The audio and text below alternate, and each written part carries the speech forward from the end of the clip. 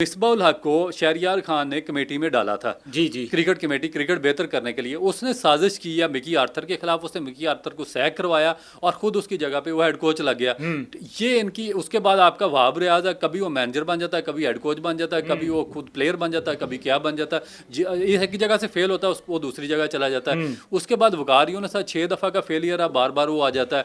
अभी आकिब जावेद को cricket committee में डाला है इस चेयरमैन ने, और उन्होंने क्या किया, उन्होंने जो दुनिया का टॉप का आपका प्लेयर है गैरी क्रिस्टन, उसको सैक करके उसकी जगह पे खुद कोच बन गए। तो जब आप इस तरह के फैसले लेंगे तो आपका क्रिकेट का सिस्टम पूरी दुनिया में मजाक का निशाना बनेगा और फिर आप पे कोई रिलाई नहीं करेगा। इस चीज़ के ऊपर तो रऊफ भाई क्रिटिसाइज भी बहुत ज़्यादा किया जा रहा है। और जैसे गिलेस्पी का जो अभी स्टेटमेंट थी हालिया पिछले दिनों में, वो हमारी नज़र से गुजरी है और हमने देखा है कि जिस तरह की उनकी स्टेटमेंट थी, मैं समझता हूँ कि एज ए पाकिस्तानी हमारे लिए तो एम्बेरसिंग थी वो।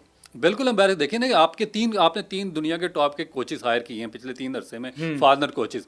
आपके वो कोचेस क्या कहते हैं? गिलेस्पी कहता है कि ये क्लाउन्स है, जो गैरी क्रिस्टन कहता है कि ये झूठे हैं, मैं इनके बारे में बात करना भी पसंद नहीं करता। मिकी आर्थर का परसों स्टेटमेंट आपके सामने है, उसने कहा जी कि ये अपने दुश्मन पाकिस्तान के ये खुद हैं, ये अपने उसी शाख को काट रहे हैं जिस शाख पे ये खुद बैठे हुए थे। इनको पता ही नहीं सिस्टम को आगे रन कैसे करना है।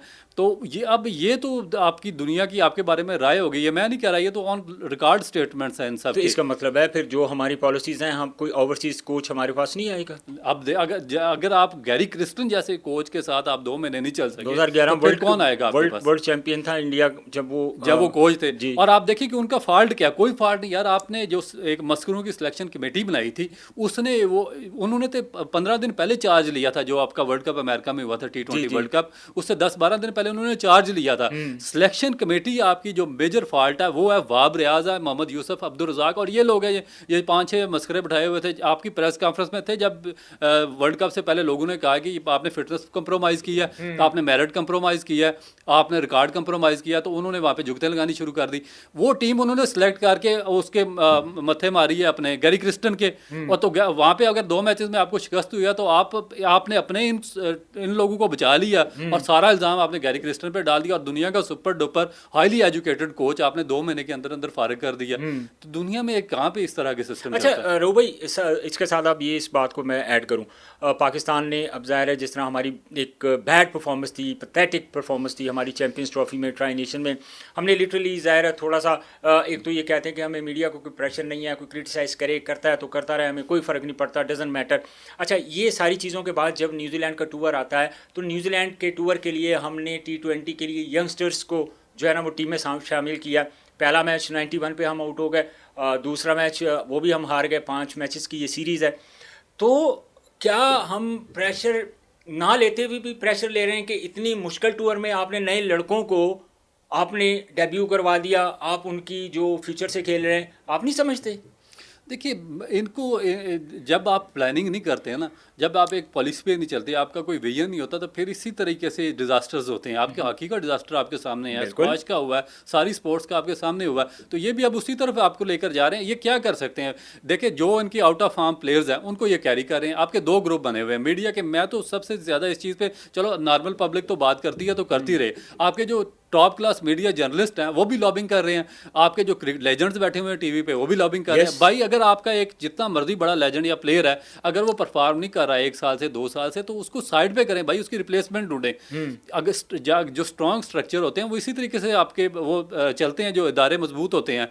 ऑस्ट्रेलिया के आप देखें कि 3 जो मेजर फास्ट बॉलर थे वो यहाँ पर नहीं आए एशियन कंडीशन पे, उन्होंने नई टीम भेजी, वो भी सेमीफाइनल के लिए क्वालिफाई कर गए। अभी न्यूजीलैंड की टीम, इनके 6 मेजर प्लेयर पाकिस्तान के खिलाफ नहीं खेल रहे। जो सेकंड स्ट्रेंथ थी उसमें भी जिमिसन और वो जो एक और लड़का, उसको उन्होंने औरों को उन्होंने बाहर बिठा के 2 और नए लड़के खिला दिए, वो पाकिस्तान को उन्होंने 1 साइडेड मैच जितवा दिए।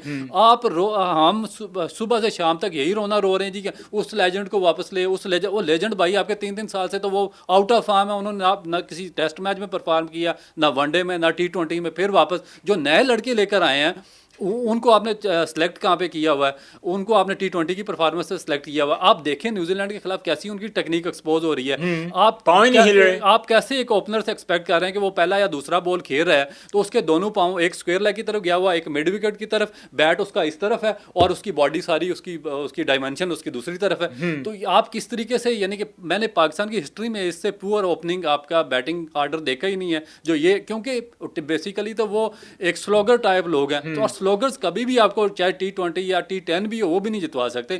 जो आपने 2009 का वर्ल्ड कप जीता यूनुस खान की कैप्टेंसी में, 2008 में मेरा ख्याल है, उसमें मुझे बताया कि कौन सा स्लोगर पाकिस्तान टीम में था, एक भी नहीं।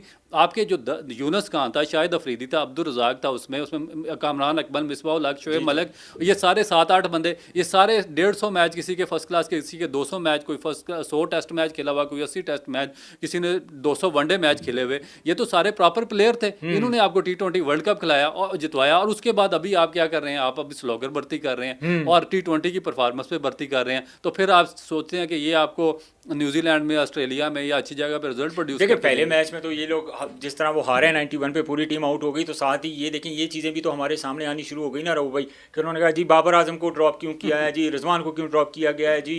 आज हारिस रऊफ की मैं प्रेस कॉन्फ्रेंस देख रहा था, वो कह रहे थे कि जी बहुत सारे लोग चाहते हैं कि मैच हम लोग हारे और हमारे ऊपर जो है वो क्रिटिसाइज़ करें। सो क्रिटिसाइज़ तो तभी होता है जब आप अच्छा परफॉर्म नहीं करते।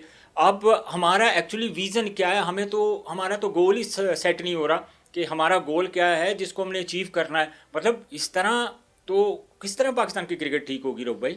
मेरा नहीं ख्याल पाकिस्तानी क्रिकेट अब आगे और बद से बदतरीन हालात के, क्योंकि जिस क्रिकेट बोर्ड को ये नहीं पता कि हमने डोमेस्टिक में बॉल कौन सा यूज़ करना है, जो हर 1-2 महीने बाद बॉल चेंज कर लेता है, वो कैसे इंप्रूवमेंट कर सकता है। आपकी सीरियसनेस देखें, आपका सबसे मेजर जो आपका जो ग्रास रूट है, आपका जो डेवलपमेंट का बेसिक प्लेटफॉर्म है, वो आपका है domestic cricket, first class cricket. उस पर आप कितना सीरियस है? आप 3 दफ़ा तो आप सीज़न को शफल कर चुके हैं।